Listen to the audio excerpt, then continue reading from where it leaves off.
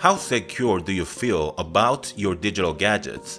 I'm sure you send at least 5 text messages a day, take a few selfies, and maybe even make a phone call or two all in a day's work.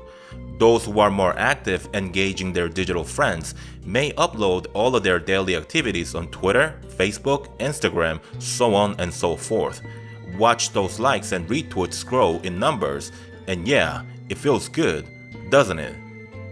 After all, you are protected by your cell carrier, internet service provider, and that $50 yearly subscription, virus scanner, firewall combo, rated 5 stars by your favorite tech review websites.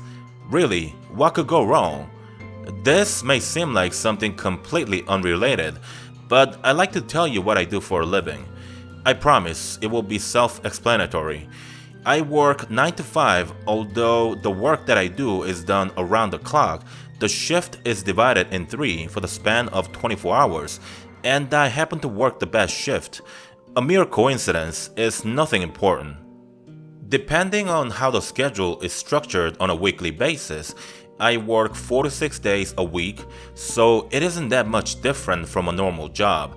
What I'm trying to say is, for everyone who knows me personally, what I do for a living seems like any other boring white-collar jobs. The thing is though, the perception couldn't be further from the truth. I work in a 12-story building located smack in the middle of one of America's largest cities. The company I work for owns the building, and every single floors are used for the company operation, meaning not even a single office is rented out to an outside entity. As you can tell, confidentiality is of the utmost importance in our operation. Walk inside the building, and every layout is designed with compartmentalization in mind. The lobby is the only area of the building where you may catch a glance of your fellow workers from other floors. But it's nothing worthy to note since no one talks to anyone in this building. It's not written in a guidebook, nor do you have to sign a contract which stipulate that you're not allowed to speak to your coworkers. But it's a company culture that's obvious from the moment you walk in through the doors. Once in the lobby, there are 6 elevators dedicated to different floors of the building. I work on the 2nd floor, so I take the lift at the far left, which takes you to levels 1 through 3. I often ride the elevator with 3 to 5 people, but once inside, we don't look at each other, we don't speak to one another, and we pretend like everyone inside are invisible. Walk out the elevator on the 2nd floor, and the first thing you'll notice is the lack of sunlight. There are windows, and you can certainly see them from the outside of the building, but from the inside, they've all been treated with some laminate that prevents any light coming through, and you can't see the outside either. The building is essentially tamper-proof. The floor is laid out in sections of rooms, and each one is furnished with a chair, desk, network PC station, and the 6 PC monitors that dwarf the room. We are given 1 to 3 assignments each day, and the assignments entail eavesdropping on the lives of perfect strangers. We don't know why we do it and for whom we do it for, but my guess is our work is national security related, operated in the guise of private security operation. Much of the operation is automated, like for example, the number of times the surveilled individual makes phone calls, sends text messages, and frequents so-and-so websites. However, even with today's technology, there are some nuance in detail that can only be recorded, interpreted, and reported in a timely manner by humans only. That's where we come in, the professional eavesdroppers. Every morning when we step into our enclosed cubicle, there's an envelope on our desk containing the day's bullet point instruction inside. You would think we'd do something exciting like eavesdropping on a conversation regarding a conspiracy or some backroom dealings, but fortunately or unfortunately, most of what we monitor are earthly things like did they have breakfast, the number of times they jerked off, did they take their medication, and such. We make notes of the bullet point instruction and write down our findings on papers. We never leave digital trails. At the end of the day, we slip in our notes in the envelope that was left on our desk in the morning. We are given a quick body scan before leaving the building, and that ends our rather unspectacular day at work. When I first got started at this company, I often wondered what the purpose of our work might be, and I'm not gonna lie, it felt as though I was part of an evil organization that would somehow take over the world one day. I even thought about exposing them to the outside world, but it didn't take long for me to realize that I wouldn't survive too long thinking and acting against the company. I'm just a lowly surveillance operative who works on the lower level. Just imagine what goes on the top floors of our building. You see it every morning, the real important looking man walking into the building with several security personnel, riding the rightmost elevator to the top floors. If us, the lower level guys, can have free, unimpeded access to any individual's cell phones, tablets, laptops, and sometimes even going as far as installing cameras in the residence that's being surveilled, then just imagine the access and resource that's available to the top brass. Your cell carriers and internet service providers are all in it. Common sense dictates that what we do cannot be carried on without the help of those companies. It just can't be done without them. So why am I telling you all this? Have I finally come around the idea of exposing them? Like I've grown a pair and would push to do the right thing, even in the face of insurmountable odds. I'm sorry to disappoint, but that's not quite the reason why. To be honest, I think this is just me dealing with my guilt. I'm aware this isn't going to do anything, but still, it feels good to get it off my chest. I've taken precaution in writing and sending you this story, but I still think there's a good chance that the company knows what I'm up to. But I don't think they care. I don't think it matters that one individual, and even if that individual was more gallant and ethical than I am, could make any impact or difference in this world. I think we are headed straight into the dystopian society we once thought was only possible on films and books. On the outside, technology has freed us from the repetitive and labor-intensive physical tasks. It also has connected us closer than ever. But I think we are only in the middle of the process of a transformation, and the final product of this massive transformation will be something contentious at best. The more you know about what goes on behind the closed doors of the global elite operation, the more you fear for the future of humanity. If there's one thing that I do differently in my life, would be to never have taken this job. I wish I could go back to being the guy who could care less about politics, the guy whose main concern was what to have for lunch. It's true, ignorance is truly a bliss. Thanks for reading, and let me leave you with a piece of advice.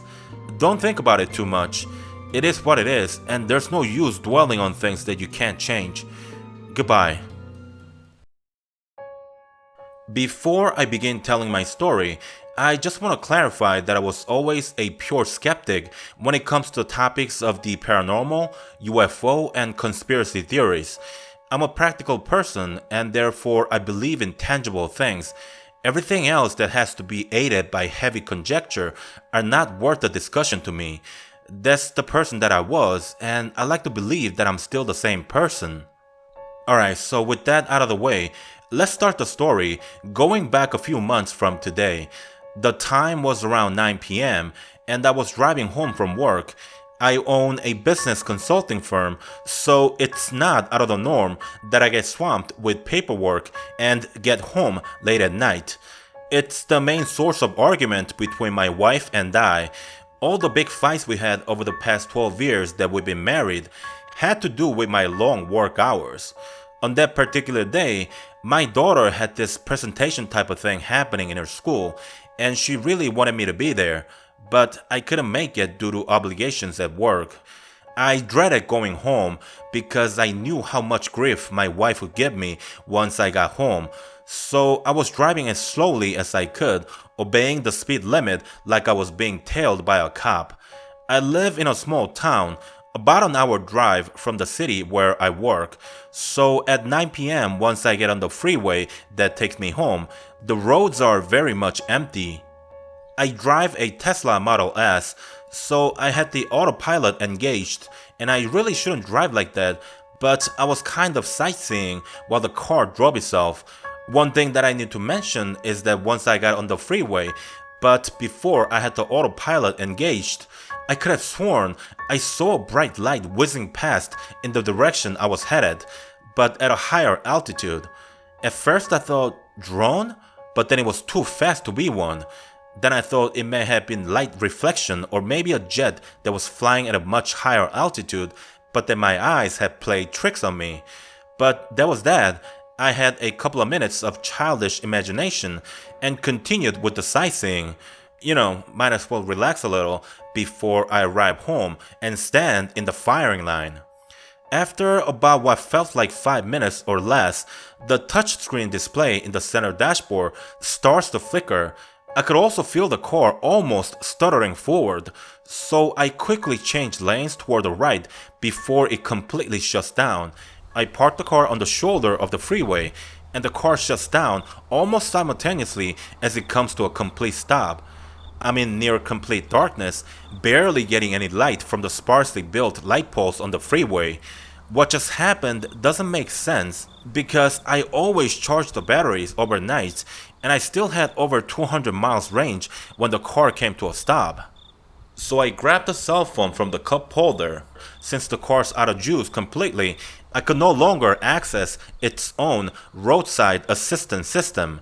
I was going to make a call instead, but when I tried to turn the phone on, nothing showed up on the screen. The phone was dead too. But just when I thought I had to walk some 10 miles to get to the next gas station, I see headlights in the rearview mirror and I'm thinking I have to stop this car. I quickly try to open the door, but nothing happens, and that's when I remember everything's electrical in this car. Good thing I read the manual when I got this car because I remember that in the event of total power loss, you have to pull the handle all the way in order for the cable to engage and the door opens mechanically. I managed to get the door open and get out, but the car that seemed so close is nowhere to be seen. I look closer and I do see a car, but the headlights are out, and it's clear to me that it has lost power as well. Eventually, it comes to a complete stop at about 20 yards from where I'm parked, so I walk toward it to speak to the driver. I'm about a couple of yards away from the car when a man steps out and says, "Hey there, did your car stall as well?" And I say to him, "Yeah, but more like it's out of juice completely. The battery got drained in an instant." Then he says, "Yeah, me too. The engine wouldn't even turn over. Strange, huh? Same location, two cars stalled out for no apparent reason?" I ask the man to try his cell phone, and as expected, it's out of juice. We then introduced ourselves to one another properly and had a little chat about our situation, to which we mutually agreed the best course of action was to walk to the nearest gas station. We both felt what was happening to us was the weirdest thing ever, but we both refrained from making a big deal out of it. About 5 minutes after the conversation, our eyes had adjusted to the low light situation and we were seeing our surroundings in much more detail. We were walking toward the direction of the gas station and were only a few yards away from my car when he says, "Isn't it strange?" So I say, "What, the car stalling?" To which he says, "That too, but I'm really talking about the sky." So I go, "What about it?" And I look up. There's no freaking stars, but then I look further away and I do see stars. Neither of us had anything else to say. We stopped at our tracks and simultaneously looked up at the sky again. We couldn't see any stars up above us because there was a giant craft blocking our view. We both stood there frozen, couldn't speak a word, and had our jaws wide open in astonishment. The entire craft was black. It was completely silent, and I couldn't see any propulsion system or a sign of it like lights or trails of jet flame. Then all of a sudden, we heard some sort of mechanical sound, like something big was opening, and were blinded by a spectacularly intense light. That's the last thing I remember of the craft, because by the time I came to, I was in the woods by the side of the freeway, about 100 yards from my car. I checked my body to see if I was okay, and thankfully all my limbs were intact and I didn't see any apparent injuries. I still had my suit on and my wallet was still in my pocket, so it just seemed like I had a long night's sleep in the woods. I walked around a little calling for Alan. That's the name of the gentleman who was with me the previous night, but he was nowhere to be seen and didn't answer my calls. I walked toward my car and it was still parked on the shoulder, but Alan's car was no longer there. I don't know if he left without me or if something worse had happened, but his car's not here, so I'm inclined to believe he probably panicked when he woke up and likely wasn't in a frame of mind to look for me. As I approached my car, I knew of course it was out of juice, so I didn't expect it to be functional, but when I got close enough, the door handle popped out like last night never happened. Inside, the time read 5:30 a.m., so I pretty much didn't have any recollection of the last 8 hours. What's even stranger is the fact that the car is still here. I see state troopers here fairly often, and it's inconceivable to think that not a single of them had passed on this portion of the freeway in the last 8 hours. This car should have been towed away by now, and the search for me should have been well underway, but nothing. It didn't make sense. Nothing about the night before did. I called my wife while driving home and reassured her that I was okay. She told me she couldn't sleep the whole night and that she had called the police at midnight because I wasn't answering my phone. Here's the crazy part though. She couldn't file missing persons report for obvious reason, but the police told her they would look for me on the freeway to make sure I wasn't stuck on the road with a broken down car. She got a call from the police about an hour later at 1 a.m. and they told her they didn't find any broken down car on the freeway. How is that possible? I may have been gone somewhere for those 8 hours that I can't recall, but my car was parked on the shoulder of the freeway the whole time. If they passed by the section of the freeway where my car was parked, then there's no way they don't find my car there. When I got home, I told my wife everything that had happened to me and she suggested I go to the police. I, on the other hand, told her it wouldn't be smart, seeing as how if the story got picked up by the local news or something, it couldn't be good for business. After all, how many people like to do business with someone who claims to be an alien abductee? Days had passed after the incident, and I was in my car at the rear parking lot of my office. It was after work and my wife expected me to be home early that day, but I needed some time to myself. I still hadn't processed the event of the other night, and I was curious about Alan, about what exactly had happened to him. I must have been lost in my thoughts for a while, because by the time I had decided to go home, it was getting darker and I knew I messed up again. I was about to drive out when I saw two men in hoodies standing about 10 yards away from my car and just staring at me.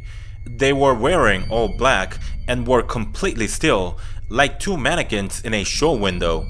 It's hard to explain the feeling without actually being there, but watching them was probably the creepiest experience I've ever had in my life. Just picture yourself in an empty parking lot when it's getting darker, and you've got two men in all black outfits wearing hoodies just staring at you. If that doesn't do anything to you, then you've got much bigger balls than I do.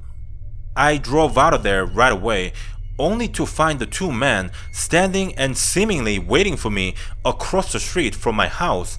I was freaking out by this point. I pulled into the driveway and sat in the car for maybe half a minute thinking about what I should do. Even though I was shedding my pants, I had to do something because they were now possibly a threat to my family. I got out of the car and walked toward the two men. I had only taken a few steps when the two started walking away. I followed them and asked, "Who are you? And how the hell did you find out where I live?" "Hey, stop. What do you want? Answer me." They kept walking, didn't turn back, or even show a hint of response. I followed them for half a block when they began running. I tried to keep pace with them, but it proved difficult with my dress shoes on. I must have followed them for about 5 blocks when I ran out of steam. Even world-class runners would slow down somewhat if they sprinted for that long, but the two kept running at the same speed like they were running on batteries. I lost them and that was the end of it. It's been several months since then, and I haven't seen those two men again. I still don't know what happened to Alan, and more importantly, I still can't recall the 8 hours that are missing in my timeline. I haven't been the same person ever since. I'm jittery, easily spooked, and always nervous something might happen. I haven't told anyone about this aside from my wife.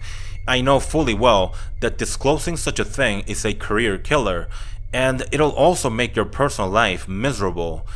I still can't believe I've gone from a skeptic to someone who reads and writes about these things all the time. I know it's not much of a consolation, but for those of you who understand what I've gone through, I want you to know that you're not alone, and there are others like you out there. You're not crazy. We're not crazy. Be safe out there, and best of luck to you all. That about wraps up the 2 stories, and of course I hope you've all enjoyed them. I know the duration of the video is shorter than your liking, but it had to be done this way because I wanted to pair these 2 stories since they kind of fall in the same genre. I get sent all types of stories, and for the most part, I like to group similar ones on a single video, so this will happen occasionally. The next video that I'm working on is another subscriber submitted story, and it'll be a bit longer video than this one. It's a story about something creepy and scary that happens in the woods, so if you're into that kind of a thing, make sure to keep an eye out for that video. Before I leave you, of course, I'd like to thank Patty for sending in the first story on the video. Quite frankly, I wasn't all that surprised with the story, and that's not to say that I hadn't enjoyed it, but I mean in a sense that we all know what's going on. If you look at the files that Edward Snowden had leaked, you see that the government's Big Brother program is much more elaborate and deep-rooted than most of us had realized. The scary thing about all the monitoring and spying is that it'll only get more sophisticated and secretive as technology evolves. To think that one day every little thing that we do and say will be monitored and recorded to who knows for what use and for whom to use, for us or against us, is quite chilling. Especially because we all know the day is right around the corner.